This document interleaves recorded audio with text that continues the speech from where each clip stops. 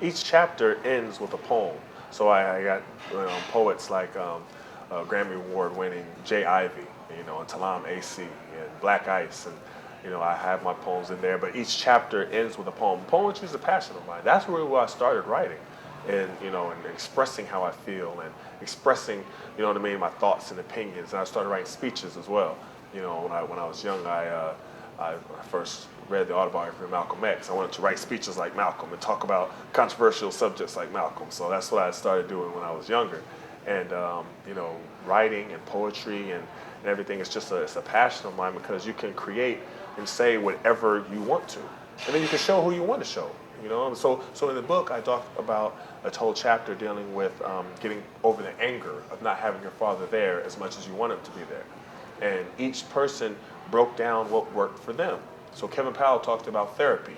Now therapy didn't work for me. I wasn't somebody that taught, but I like to write. You know what I mean? So writing was always my passion. So when I work with young kids, whether it's in a correction facility or a school or something like that, I encourage them to write. Because young people, a lot of times, guys, we don't talk about stuff that's going on, but we can write about it.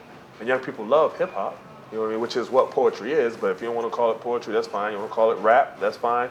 But just write it and get those feelings out and that expression. And whether it's anger, frustration, then you could, work your way through it. It's like a form of therapy.